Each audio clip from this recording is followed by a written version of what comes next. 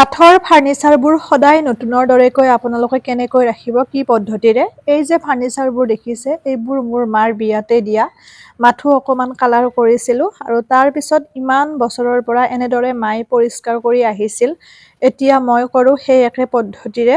তেতিয়া আপোনালোকৰ কাঠৰ ফাৰ্নিচাৰবোৰ ঘুণে খোৱাৰ পৰাও বাচিব, লগতে সদায় চিৰদিন ধুনীয়া উজ্জ্বল হৈ থাকিব নতুনৰ নিচিনাকৈ। যিহেতুকে ধূলি-বালি পৰিলে ফাৰ্নিচাৰবোৰ বৰ বেয়া হয়। আৰু এই আলমাৰিটো যে দেখিছে, এইটো হৈছে মোৰ আইতাৰে। বহুত পুৰণি হয় আৰু বহুত ওজনো হয়, আগৰ দিনৰ কাঠ যিহেতুকে। কিন্তু এনেকৈ সদায় ভালকৈ মায়ে যতনাই ৰাখিছিল বা মচি ৰাখিছিল, তাৰ বাবে আজিও নতুনৰ দৰে হৈ আছে। এতিয়া পলম নকৰি বস্তুখিনি আপোনালোকক চিনাকি কৰাই দিওঁ। দুটা পদ্ধতি ক'ম, আপোনালোকৰ যিটো সহজলভ্য সেইটো কৰিব। নাৰিকল তেল ল'ব, লগতে আপোনালোকে ডেটল ল'ব। নাৰিকল তেল যদি 2 চামুচ লয়, ডেটল আপোনালোকে 1 চামুচ ল'ব। লৈ পেলাই ধুনীয়াকৈ মিহলি কৰিব আৰু মিহলি কৰি কাপোৰৰ সহায়ত আপোনালোকে মচিব। পুৰা একদম তেল তেল হৈ থাকিব নালাগে। অকণমান কাপোৰখন তিয়াই পেলাই এনেকৈ মোহাৰি ল'ব, যাতে তেল তেল ভাৱটো বহুত হৈ নাথাকে। তেনেকৈ আপোনালোকে যদি আপোনালোকৰ কাঠৰ ফাৰ্নিচাৰবোৰ সদায় পৰিষ্কাৰ কৰে বা সপ্তাহত 2 দিনকৈ হ'লেও পৰিষ্কাৰ কৰে, তেতিয়াহ'লে নতুনৰ দৰে সদায় জিলিকি থাকিব। এইটো হৈছে প্ৰথম পদ্ধতি।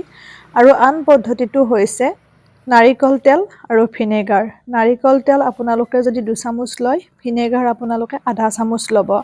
নাৰিকল তেল 2 চামুচ আৰু ভিনেগাৰ আধা চামুচ লৈ পেলাই মিহলি কৰি আপোনালোকে ধুনীয়াকৈ একে পদ্ধতিৰে, যিটো প্ৰথম পদ্ধতি ডেটল আৰু নাৰিকল তেল, ঠিক একেদৰে আপোনালোকে মচিব ফাৰ্নিচাৰসমূহ। অকল যে আপোনালোকে চোফাই মচিব পাৰে তেনেকুৱা নহয়। আলনা, বিচনা বা আপোনালোকৰ আলমিৰা, মেচিন, টেবুল, এই সকলোবোৰ আপোনালোকে এই পদ্ধতিৰে পৰিষ্কাৰ কৰিব পাৰিব। দুবাৰমান আপোনালোকে পৰিষ্কাৰ কৰাৰ পিছত নিজে দেখা পাব কিমান চিকচিকীয়া হৈ পৰে। যিহেতুকে এইবোৰ মই নিজে ব্যৱহাৰ কৰিছোঁ আৰু সেইবাবে আপোনালোকক মই দেখুৱাইও দিছোঁ প্ৰেক্টিকেল কৰি পেলাই। সেইটো কথা, কাৰণ নহ'লে বহুতে বুজি যিহেতুকে নাপায়। ভিডিঅ'টি শ্বেয়াৰ কৰিব যাতে সকলোৱে পায় বা এই সহজ সহজ উপায়সমূহ অৱলম্বন কৰিব পাৰে। মই নিজে ব্যৱহাৰ নকৰাকৈ কোনো বস্তু আপোনালোকৰ লগত শ্বেয়াৰ নকৰোঁ, যিহেতুকে সকলো বস্তু সকলোৰে বাবে মূল্যৱান। বেয়া হোৱাটো মই কেতিয়াও নিবিচাৰোঁ। মাথো আপোনালোকে মই দেখুওৱা বস্তুখিনি বা বুজাই কোৱা বস্তুখিনি বুজিবলৈ চেষ্টা কৰিহে ভিডিঅ'টিত বস্তুখিনি আপোনালোকে ব্যৱহাৰ কৰিব। এনে অকণমান ওপৰে ওপৰে চাই পেলাই ব্যৱহাৰ কৰিলে হয়তো খেলি-মেলি হ'ব পাৰে। গতিকে আৰু দৰ্জাসমূহ আপোনালোকে এনেকৈ যদি পৰিষ্কাৰ কৰে, চাফ কৰে, তেতিয়াহ'লেও ধুনীয়া নতুনৰ দৰে হৈ থাকে।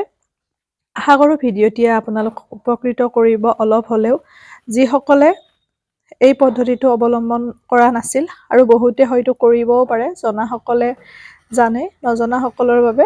গতিকে শ্বেয়াৰ কৰিব, যদি মোৰ পেজত নতুন পেজটি ফ'ল' কৰিব আৰু আপোনালোকেও আপোনালোকৰ ফাৰ্নিচাৰসমূহ এনেকৈ যতনাই ৰাখিব, চিৰদিন নতুনৰ দৰে হৈ থাকিব। আৰু লগতে আপোনালোকে অকল যে পুৰণি ফাৰ্নিচাৰ এনেদৰে কৰিব লাগিব তেনেকুৱা নহয়, আপোনালোকে নতুন ফাৰ্নিচাৰো এই পদ্ধতিৰে চাফ কৰিব পাৰিব বা মচিব পাৰিব। তেতিয়া আপোনালোকৰ ঘুণ-পোকে খোৱাৰ পৰাও বাচিব কাঠৰ ফাৰ্নিচাৰসমূহ। সেইবাবে যিহেতুকে ইয়াতে ভিনেগাৰ আছে, লগতে ডেটল থাকিব, সেইবাবে